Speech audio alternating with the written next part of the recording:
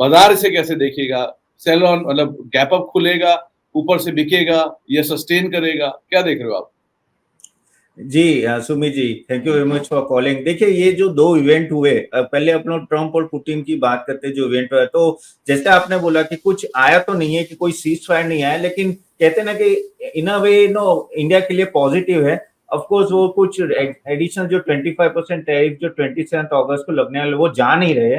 उन्होंने बोला है कि 2-3 वीक वो डिले करेंगे, नए टैरिफ नहीं लगाएंगे। एंड सिर्फ हमारे पे लगाए थे एडिशनल टैरिफ, चाइना पे तो लगाए नहीं थे। लेकिन अब तक अभी तो ऐसा लग रहा है कि आई थिंक 27 तक की हमें राह देखनी पड़ेगी कि अभी एडिशनल टैरिफ लगेंगी कि नहीं। लेकिन थोड़ा पॉजिटिव था, कह सकते हैं कि जो टेंशन था उसमें अभी आगे जाके थोड़ी बात चलेगी, तो ऐसा लग रहा है। तो वो एक पॉजिटिव नोट में बंद आया। जो सबसे बड़ी बात जो मार्केट को अच्छी लगी है, जो मोदी साहब ने बोला है कि वो रेट कट करने वाले, बाद में फाइनेंस मिनिस्ट्री ने बताया कि शायद चांसेस है 12% का 5% के स्लैब में चला जाए और 28% का 18% के स्लैब में चला जाए। तो उससे कुछ कह सकते हैं ना कि एफएमसीजी, व्हाइट गुड्स जो होते, फिर कह सकते फुटवेयर, वो सब नो काफी सेगमेंट्स में फायदा होगा। देखिए इम्पैक्ट अगर आप देखो तो जीएसटी 1,96,000 करोड़ का जो आया था, उसका उसमें से ये कुछ 2-3% ही आता है, इतना बड़ा नहीं, क्योंकि 80% जो होता है ना वो 18% के स्लैब से आता है, जो आपकी सर्विस, आईटी, टेलीकॉम, वो सब है, तो उनको टच नहीं किए गए। तो इसका भी जो इम्पैक्ट आएगा गवर्नमेंट को, फिस्कल डेफिसिट और जीडीपी में इतना बड़ा इम्पैक्ट नहीं आता है, तो वो गवर्नमेंट के लिए अच्छा है कि यानी कुछ ज्यादा नहीं दे रहे, ऑलमोस्ट 50,000 करोड़ की कह सकते हैं रेवेन्यू का इम्पैक्ट आएगा। लेकिन कहते हैं ये सेंटिमेंटल बूस्ट है, जो दिवाली से पहले अगर ये आ जाते हैं, ऑफकोर्स स्टेट मिनिस्ट्री को भी अप्रूव करना पड़ेगा क्योंकि उनका रेवेन्यू लॉस होता है, तो वो एक अच्छा खासा पुशबैक होगा, कह सकते हैं कंजम्पशन, स्टॉक्स और उन सब में। तो वहां हम अभी तेजी देख पाएंगे। और कल मुझे ऐसा लग रहा है, उस मंडे की बात कर रहा हूँ, तो मंडे ऐसा लगे तो ओपन तो थोड़ा 200 पॉइंट, 100-200 पॉइंट तो ऊपर होना ही चाहिए, क्योंकि ये न्यूज अच्छी है।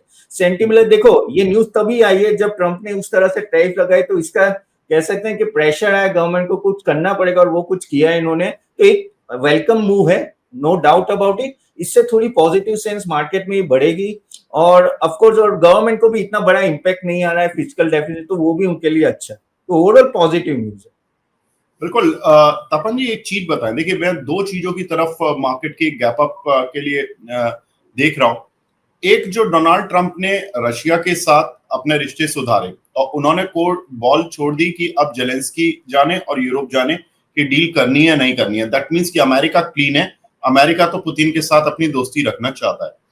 अब अमेरिका किस बिना पर इंडिया पर ये कहकर टैक्स लगाएगा या टैरिफ लगाएगा कि आप रशिया से तेल खरीदते थे? तो ये अगर जो 2-3 वीक वाली बात भी आगे ट्रंप कर रहे हैं कि मैं 2-3 हफ्ते बाद डिसीजन लूंगा, तो ये डिसीजन अब उनको ये एक तरह से आप जो सैंक्शन लगा रहे हो या ये टैरिफ लगा रहे हो, ये इंडिया पर नहीं, इनडायरेक्ट मैसेज तो आप रशिया को भी देना चाहते थे कि जो आपके साथ जुड़ेगा हम उसको पनिश करेंगे। अब कैसे देंगे? देखिए देखो, हमें तो पपेट की तरह यूज किया गया है, क्योंकि वो at the end of the China को कुछ कर नहीं सकते। चाइना बहुत ही बड़ा मार्केट है और चाइना को वो हर्ट नहीं करना चाहते, इसलिए हमें पकड़ा और हम पे लगा दिया, और बोले इनडायरेक्टली रशिया पे कहते हैं प्रेशर लगाया। अभी ये मीटिंग में कुछ आया नहीं है। अगर हमसे वो 25% टैरिफ लगा देते तो रशिया और रिलैक्स हो जाएगा कि चलो भाई हमारे और ऑयल इंपोर्टर जो है सेकंड लार्जेस्ट, उसमें से हटा दिया। तो मुझे नहीं लगता वो हटाएंगे। वो अपने हमारे पे टैक्स लगा के रहेंगे जब तक यहाँ रशिया और यूक्रेन का कुछ होता नहीं है, क्योंकि हमें अगर छोड़ दिया तो उनका वो कहते हैं ना वेपन चला जाएगा हाथ से। तो आई थिंक 27 अगस्त तो नहीं होगा, 2-3 वीक में। अब ये तीनों का जो रशिया, यूक्रेन और ये यूएस मिलके क्या आता है, उसके बाद ही अपना टैरिफ वो हट सकता है।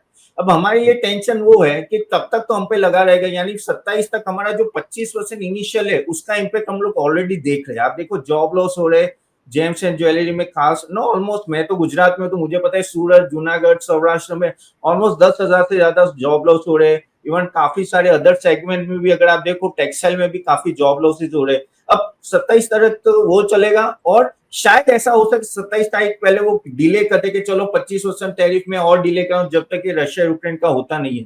लेकिन I don't think additional tariff हटेगा, और जब तक इनका केस सॉल्व नहीं होता। और ये 25% तो अपना तभी हटेगा जब हम कुछ नेगोशिएट करते हैं। तो तपन सर एक बात बताओ, जो सिचुएशन सिनेरियो भी चल रहा है, जिस हिसाब की एफआईज की सेलिंग चल रही है, 20,000 करोड़ का माल एफआईज ऑलरेडी बेच चुके हैं। पीछे की तरफ हम 50,000 करोड़ का माल ऑलरेडी बिकता हुआ देख रहे हैं। तो सेकंड मंथ है कंसेक्यूटिव जबकि माल बिक रहा है और हैवी सेल ऑफ है। और ये बात भी आंकड़े साफ कहते हैं कि जब जब एफआईज की सेलिंग रहेगी तब तब ब्रॉडर मार्केट वीक ही रहेगा। सो मार्केट तो वीक है। दीपेन सर से मेरी बात हुई थी लास्ट वीकेंड पे, उन्होंने एक बात बहुत इंटरेस्टिंग बोली थी, क्योंकि एफआईज के बाद बहुत सारे एवेन्यूज हैं, बहुत सारे मार्केट्स हैं जिन पे वो बेट कर सकते हैं, इसलिए वो विनर है। वो कहीं भी पैसा डाल देते हैं, यहाँ से निकाल के, होता रशिया में डाल दे, कल को यूक्रेन में डाल दे। लेकिन जो इंडियन इन्वेस्टर है, म्यूचुअल फंड के थ्रू जाते हैं, बहुत लिमिटेड एक्सेस है उनके पास, या वो रिटेल जो है वो बेचारा अपना मार्केट में ही पैसा डालता रहता है। सो उनके लिए क्या चॉइस है? कल बाजार खुलेगा, तेजी के साथ खुलता है, सेंटिमेंट ड्रिवन होगा, अच्छी गैप अप होती है और शाम को फिर हम एफआई का नंबर बिकवाली का ही देखेंगे। सो फिर अगेन वो एक एग्जिट ही तो मिला उनको, और सिचुएशन में ऐसा कुछ हुआ नहीं कि जो आप बाय करते हुए दिखाई पड़ो। तो इस सिचुएशन को कैसे डील किया जाए?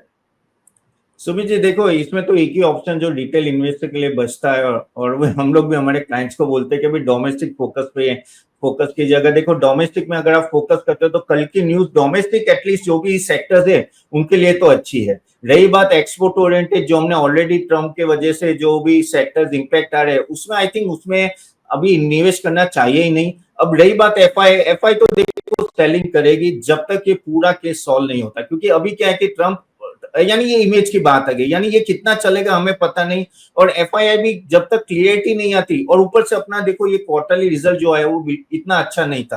अब Q2 रिजल्ट आ रहा है, सेकेंड वीक ऑफ अक्टूबर से आना चालू होंगे, तब तक एफआईआई वेट नहीं करेंगे, तब तक वो सेलिंग प्रेशर थोड़ा, मुझे तो ऐसा लग रहा है लड़ेगा। लेकिन ये जो कंजम्पशन स्टोरी अभी चालू होगी उसका अभी देखना पड़ेगा 2-3 दिन में कैसा इंपैक्ट आ रहा है, क्या आ रहा है स्टॉक्स में, और क्या कमेंट्री आती है कंपनीज के द्वारा। देखो जितना मैंने देखा है तो शायद ऑलमोस्ट, अगर आप ऑलमोस्ट कह सकते हैं कि जैसे एक स्लैब है जो आपका 12% का 5% होता है, तो उसमें आप 6.25% का आपका सेलिंग प्राइस डायरेक्टली कम हो सकता है।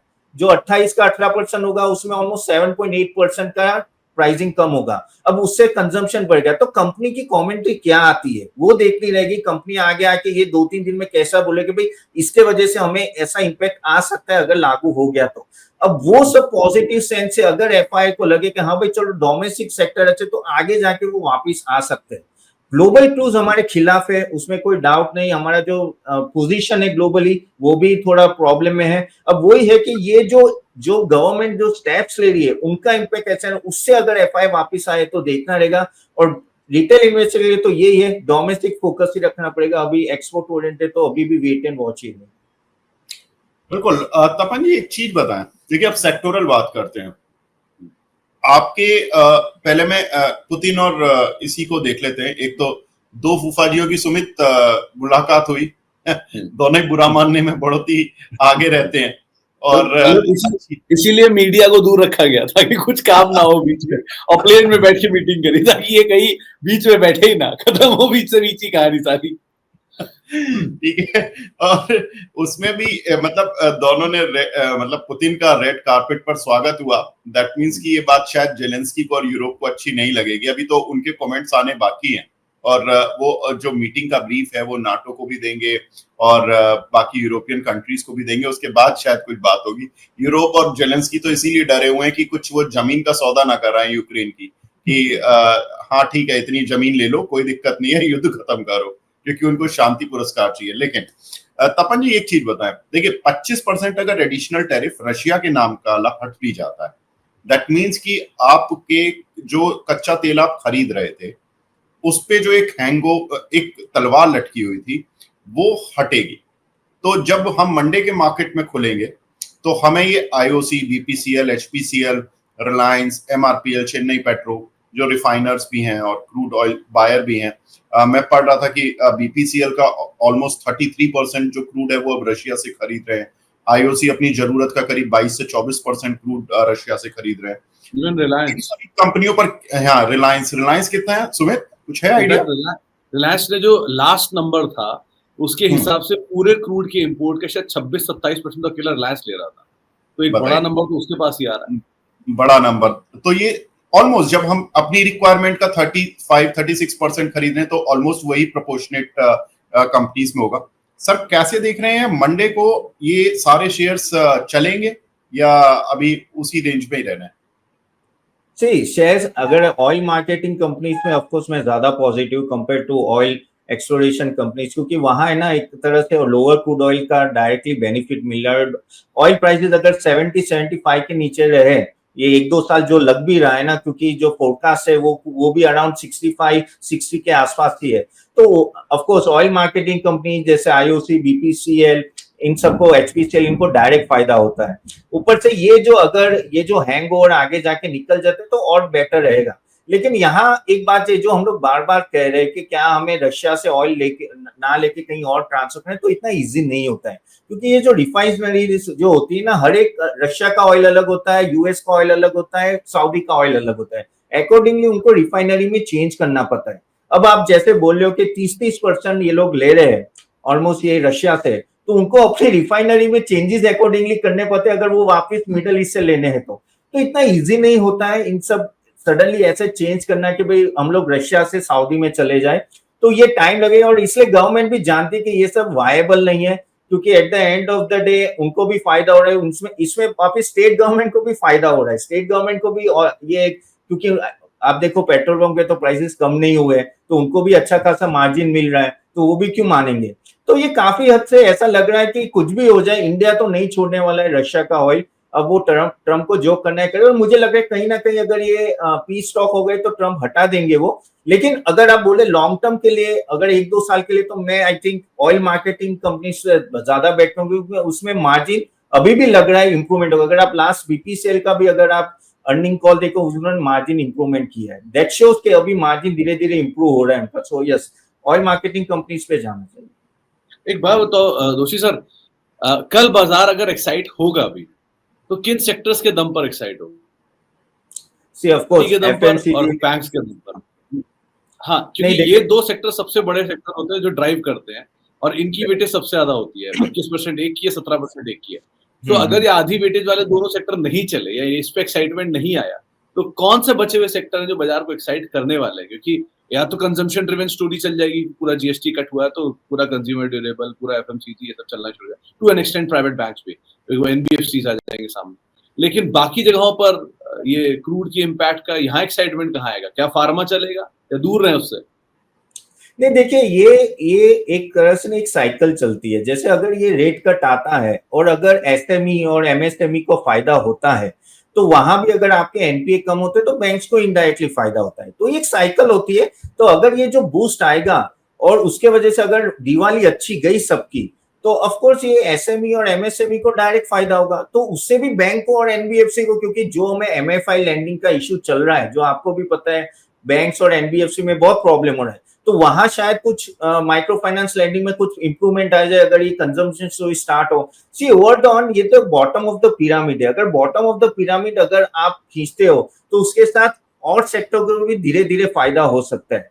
और उसके वजह से मुझे लग रहा है कि ये पूरी साइकिल होगी। और ये अच्छा मूव इसलिए है क्योंकि आपने directly bottom of the pyramid hit किया है। तो मेरे हिसाब से ये डायरेक्ट इंपैक्ट तो नहीं आएगा, लेकिन आई थिंक 2-3 महीने में इसका ग्रेजुअल इंपैक्ट आपको क्वार्टरली अर्निंग उन सब में दिखेगा, एक बार इंप्लीमेंट होता है। कल की बात करें तो कल मैं एग्री कर रहा हूँ, बैंक्स इसलिए शायद भागे कि भाई थोड़े एनपीएस कम होंगे, कंजम्पशन स्टोरी तो हमें पता ही है क्यों भागेगी, और बाकी सब जो फार्मा उन सबको डायरेक्ट फायदा नहीं हुआ क्योंकि वो तो एक्सपोर्ट है। तो of course I think banks, NBFC, consumption story, real estate चलेंगे। रियल एस्टेट को भी आप देखो तो सीमेंट में 28% से 18% हो जाएगा, तो उनकी कॉस्ट ऑफ प्रोडक्शन कम होगी तो उनको फायदा होगा। तो रियल एस्टेट भी चलेंगे क्योंकि उनके भी काफी सारे 28% वाले स्लैब जो 18 हो रहे हैं उसमें आप देखो 7.5% का फायदा हो रहा है। तो इस तरह से आई थिंक वो वाइड रेंज में इंपैक्ट आएगा। जो सर्विस 18% जो सर्विस ओरिएंटेड वहां उन्होंने चेंज नहीं किया, बाकी इंपैक्ट आएगा। तो मुझे लगा ये overall I think other than export oriented ये सब थोड़े थोड़े तो चलने चाहिए। तो मित्तल एक बात बताओ, क्योंकि एक्सपोर्ट के फ्रंट पर हम लोगों को थोड़ा कंसर्न झेलना पड़ रहा है यूएस में और बाकी जगहों पे, तो क्या कंजम्पशन ड्रिवन स्टोरी को ही बूस्ट करने के लिए वापस गवर्नमेंट काम करेगी? एक नीलेश सर की तरफ से एक बहुत सा स्टेटमेंट आया है कल इसके बाद। नीलेश सर को किसी ने पूछा, नीलेश शाह को, कोटक वाले, उनको किसी ने पूछा कि जो है इंडिया में इस तरह के वॉर, मतलब यूएस में इस तरह के इश्यूज आ रहे हैं तो इंडिया कितना इफेक्ट होगा? तो उन्होंने एक लाइन बोली कि बहुत साल पहले यूएस ने इंडिया को सीड्स नहीं दिए थे खेती के लिए, जिसकी वजह ये हुई कि इंडिया ने एग्रीकल्चर रेवोल्यूशन ले आया और 18% आज एग्रीकल्चर का वो लेकर बैठा है। अब इंडिया को दोबारा वो एक्सपोर्ट को लेकर हिट कर रहा है, तो अब ऐसा कुछ इंडिया करेगा जो एक्सपोर्ट को भी साइफन ऑफ कर देगा। तो क्या ऐसी सिचुएशन बन रही है कि हम कंपनसेट कर रहे हैं उस पार्ट को हटा के इस पार्ट से? देखिए सुमित, मुझे लगता है कि जिन्होंने डील कर ली है ना, वो देश भी अपने ये मजबूरी में डील की है। किसी भी देश ने कोई खुशी से डील नहीं करने गया है। आप अचानक से 15-20% बड़ा सेटअप है, फैक्ट्री जो आपने लगाई हुई है, और हर देश का अपना एक एक्सपोर्ट कंट्रीब्यूशन है यूएस के साथ। फॉर एग्जांपल, हमारे टोटल एक्सपोर्ट में करीब 18% कंट्रीब्यूट करता है यूएस, और which is around 87 billion dollar का हम एक्सपोर्ट करते हैं। अब अगर अचानक से हम अपना सारा सेटअप बंद कर देंगे कि हम यूएस को कुछ भी नहीं भेज रहे, तो बहुत सारी इंडस्ट्रीज को हिट लगेगा। आपको इंसेंटिवाइज करना पड़ेगा अगर उनको बचाना है तो। लेकिन अल्टीमेटली यही होगा कि एवेन्यूज तो हम तैयार कर रहे हैं, और कल आप अगर प्रधानमंत्री मोदी जी की स्पीच सुनो ना, तो उसमें केवल और केवल एक बात पर फोकस हो रहा है कि made in India, make in India, made in India, make in India, इसी चीज पर कि डिफेंस इक्विपमेंट भी घर में बनाओ। इंजन, प्लेन का इंजन जो कि हम जी से इंपोर्ट करते आ रहे हैं, HAL का आधा ऑर्डर एग्जीक्यूशन इसलिए नहीं हो रहा क्योंकि उनको इंजन नहीं मिल रहे टाइम पर जी से। अब अगर इंजन हमारे घर में बनते हैं तो हम जो ये लड़ाकू विमान है हम तो और तेजी से बना देंगे। HAL तो कहता है कि हमारी कैपेसिटी तो तैयार है, हमें इंजन नहीं मिल रहे। तो आप सोचो कि हम किस दिशा में जा रहे हैं। बहुत ही पॉजिटिव। तपन सर, एक चीज बताइए, केवल और केवल इंडियन मार्केट को आज एक ही चीज डरा रही है, टैरिफ। बाकी आप देखो, आरबीआई रेट कट आ गया, जीएसटी रेट कट आ गया, 8 पे कमीशन अब लागू होने जा रहा है, 12 लाख के इनकम स्लैब में हम तक टैक्स माफी हो गई। कॉर्पोरेट अर्निंग तो सर सब सुधर जाएंगी जब सारी चीजें कंजम्पशन बूस्ट और ये सारी चीजें हो जाएंगी।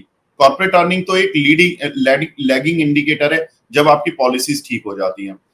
सर, सारी पॉलिसी इंडियन गवर्नमेंट ने तो आई थिंक ठीक कर रखी है एज कंपेयर टू, मतलब जो केवल टैरिफ वाला प्रॉब्लम है। अगर ये भी सॉर्ट हो गया तो कितना जल्दी Indian market all time high लगाएगा? देखिए, जो विवेक जी आपने जो बात की ना वो सही की कि देखो, ये अगर ट्रम्प का कंपल्शन नहीं आता ना तो गवर्नमेंट इतनी फास्ट स्टेप नहीं लेते, क्योंकि आप देखो 7 अगस्त को ये टैक्स लगा था 25%, और आज हम लोग 15 तारीख को देख रहे हैं कि नो सडनली ये अनाउंसमेंट भी आ गई। तो एक कंपल्शन, लेकिन कभी कभी ऐसी चीजें ना गवर्नमेंट को जगह थी, at the end of the day customer को फायदा होता है, तो यही हो रहा है। और ये आई थिंक जो स्टेप्स लिए उसका इम्पैक्ट तो ऑफकोर्स फार रीचिंग है, और आगे जाके भी अभी देखो, क्योंकि ये जो इम्पैक्ट आया है 25% टैरिफ और ये 1 महीना भी चला, तो जैसे हमने जो सेगमेंट्स किए तो इम्पैक्ट बढ़ा है। तो गवर्नमेंट को बहुत फास्ट स्टेप्स लेंगे ये 1 महीने में, क्योंकि वो सेट ऑफ करना पड़ेगा। अभी तक जितना मैंने पढ़ा है कि $40 बिलियन का ऑलमोस्ट हिट आ जाएगा 25% टैरिफ पे। 50% तो ऐसे भी पॉसिबल नहीं, वायबल ही नहीं है। तो गवर्नमेंट को इतने जल्दी स्टेप्स और 1-2 महीने में भी लाने पड़ेंगे to compensate all this sector, नहीं तो लोग रास्ते में आ जाएंगे कि भाई आप क्या कर रहे हो। तो government has to do lot many things. Government ने तो बोल ही दिया है कि भाई 0% चांस है हम लोग एग्रीकल्चर में कुछ कह सकते हैं कि कॉम्प्रोमाइज करेंगे, तो ट्रम्प से तो वो मानने नहीं वाले एग्रीकल्चर सेक्टर में। सो एक तरह से इंडिया के लिए अच्छा है, एक तरह से कि भाई हम कंपल्सरी अभी रिफॉर्म्स पे जा रहे हैं, तो GST is of course a very big step, और आगे जाके ईज ऑफ डूइंग बिजनेस किस तरह से वो ला रहे हैं, इवन लॉज, और जिस तरह से इनकम टैक्स का भी अभी हमको तो दिया बेनिफिट। तो आई थिंक इस ऑल टाइम हाई मुझे लग रहा है थोड़ा टाइम लगेगा, still I am not betting on all time high, क्योंकि स्टिल एक टैरिफ की तलवार तो लटकी हुई है, और सबसे बड़ी बात अर्निंग्स अभी तक आए नहीं है। तो मुझे नहीं लगता all time high, I think next quarter तक तो लगेगा। लेकिन हाँ, I think things are going in right situation, and I think यहाँ से थोड़ा पॉजिटिव तो होना चाहिए। तो तपन से एक बात बताओ, जो सब सेक्टर है, बड़े बड़े सेक्टर, कंज्यूमर ड्यूरेबल, सीमेंट तो एग्री, लेकिन फर्टिलाइजर के ऊपर काम किया गया, सेमीकंडक्टर के ऊपर बातचीत हो रही है कि उसको भी डोमेस्टिक साइड पे बनाया जाएगा, और बहुत सारी कंपनियां इस पर ऑलरेडी काम कर रही हैं। सीजी पावर जैसी कंपनियां हो गई जो आपके गुजरात में बड़ा सेटअप लेके बैठी हैं, प्लस टाटा ग्रुप भी गुजरात में ही सेटअप कर रहा है सेमीकंडक्टर को लेकर। इसके अलावा एग्रीकल्चर में भी इस बार हम ऑलरेडी देख रहे हैं, कोरोमंडल, GNFC, चंबल, सबके नंबर बेटर भी आए। फर्टिलाइजर स्पेस वैसे भी अच्छा कर रहा है, और इंडिया क्योंकि मानसून भी अच्छा ही रहा है इस बारी। तो ये दोनों चीजों का बूस्ट इन दोनों सेक्टर के ऊपर कैसा आता हो, देख लो आप। देखो fertiliser sector of course no Sumit ji, मैं आपसे 100% एग्री करूँ। इवन आप देखिए कि जो रिजल्ट्स आए ना उनके मार्जिन में भी काफी इंप्रूवमेंट आया। तो fertiliser sector I think I am quite bullish के आई थिंक इवन एग्रोकेमिकल्स और वो सब ने आप देखो कि वही एक केमिकल सेक्टर में अगर सब सेगमेंट देखे तो एग्रोकेमिकल सबसे अच्छा चल रहा है और वो रहेगा। आई थिंक काफी पॉजिटिव चीजें वहां हुई है और सबसे बड़ी बात तो मानसून इस बार अच्छा रहा तो वो काफी बेनिफिशियल रहा। और जो आप सेमीकंडक्टर उन सब की बात करें, लेकिन देखिए हमें भी पता है कि कैपेसिटी आने में और चालू होने में प्रोडक्शन उसमें टाइम लगता है, तो मैं वो उस सेक्टर में इम्पैक्ट में अभी भी 6 महीने 1 साल में बड़ा देखूंगा, क्योंकि ये कैपेसिटी ये इतना नहीं इजी नहीं है, क्योंकि वो टेक्नोलॉजी ड्रिवन है काफी। और ये सब मुझे भी पता है अहमदाबाद के पास ही काफी सारे आ रहे हैं, लेकिन जो जितना मुझे पता है कि it will take some time, at least 1 year लगेगा कि हमें ना उस तरह जाना। लेकिन जैसे हमारी बात हुई ना कि ये सब सेटअप चालू हुआ है, एक बार स्टार्ट होंगे और ऊपर से देखो सेमीकंडक्टर लगेंगे, फिर तब तक टेक्नोलॉजी और आगे निकल जाएगी। So we have to run fast, we've to run very fast, क्योंकि चाइना जो है, जो चाइना मैक्सिमम सेमीकंडक्टर सब मैन्युफैक्चरिंग करता है, वो बहुत फास्ट स्पीड से जा रहा है। तो हमें सिर्फ कैपेसिटी लगा के फैक्ट्री चालू करके फायदा नहीं है, टेक्नोलॉजी भी उस तरह से लानी है कि उनको कॉम्पीट कर पाए, नहीं तो वही होगा कि बना लिया लेकिन फायदा नहीं हो रहा है, कोई ले नहीं रहे। तो there lot of things to be consider, but there धीरे धीरे सेटअप हो रहा है और उसमें टाइम लगेगा, लेकिन I think agrochemical is a sector जो अच्छा चल रहा है अभी। कल डिफेंस पर प्रधानमंत्री जी का काफी फोकस था सुमित, ग्रीन एनर्जी पर फोकस था, रिन्यूएबल एनर्जी पर फोकस था। बहुत इंटरेस्टिंग वो बातें कर रहे थे। हालांकि उनकी जो कल की स्पीच थी वो अभी तक की 15 अगस्त पर दी गई सबसे बड़ी स्पीच थी, करीब 103 मिनट चली आई थिंक। तपन सर ये बताएं, ये जो डिफेंस वाले जो शेयर्स हैं जिनमें हमने पिछले वीक में लास्ट के 1-2 दिनों में एक अच्छा सर्ज आते हुए देखा, शायद डिफेंस स्टॉक इसलिए चल रहे हैं कि प्रधानमंत्री जी की स्पीच से पहले कि भाई make in India, made in India पर फोकस होगा।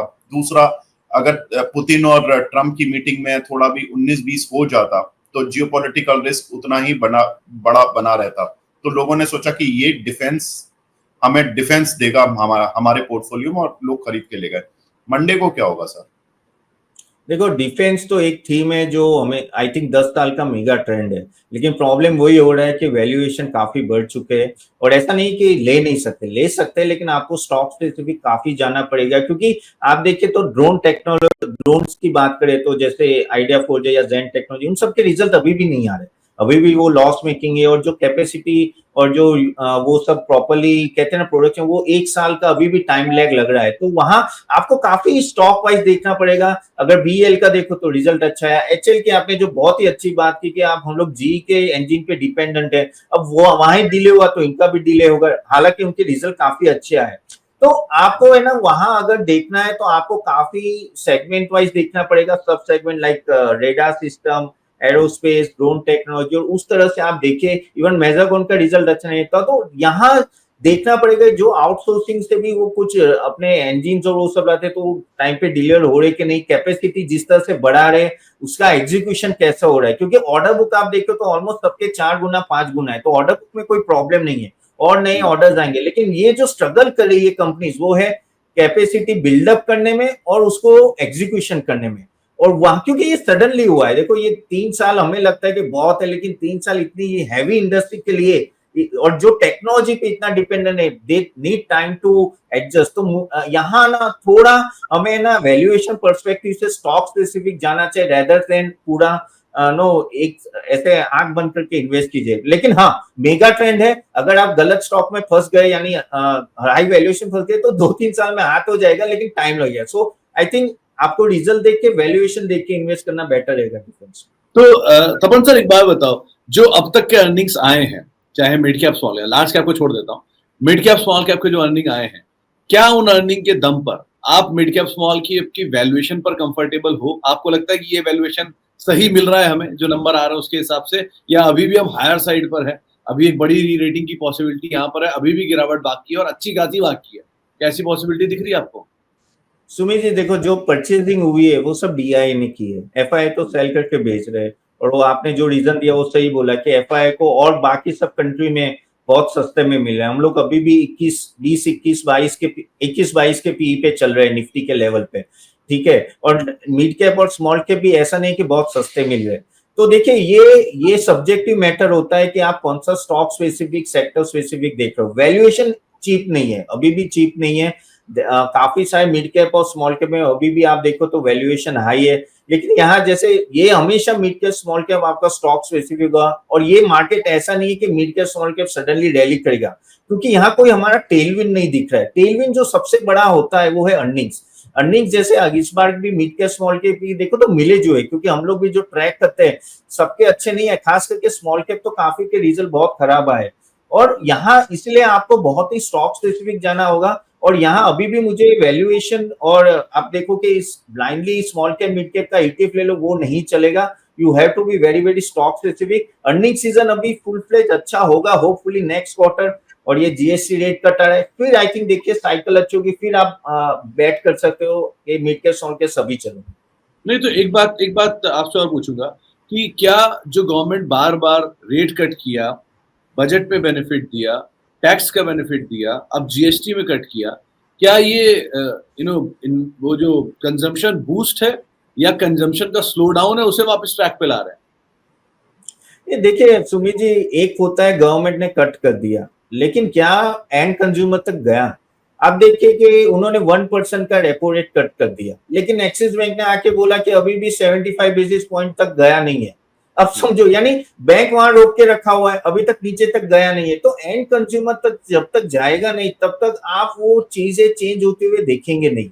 हाँ, जीएसटी रेट कट जो होगा शायद ऐसा लग रहा है कि वो डायरेक्टली चला जाए कंज्यूमर को, so we have to see in that way. लेकिन हाँ, जो स्टेप्स लिए हैं, लेकिन इन सबको है ना, जो बैंकिंग का भी मैंने देखा है कि जब भी रेपो रेट कट होता है ना, उसका इम्पैक्ट आने में 3 से 4 महीने लगते हैं, सडनली इम्पैक्ट नहीं आता है। और खास करके जब रेपो रेट कटते हैं तो पब्लिक बैंक्स तो भी तुरंत ही कट करें, क्योंकि वो गवर्नमेंट के कंट्रोल में आती है। लेकिन ये जो प्राइवेट बैंक्स है ना, वो काफी देख देख के कट करती है लोन रेट, तो उसलिए ना डायरेक्टली अभी तक एंड कंज्यूमर सब कुछ पहुंचा नहीं। Hopefully this quarter October onwards ये सब कुछ पहुंच जाएगा।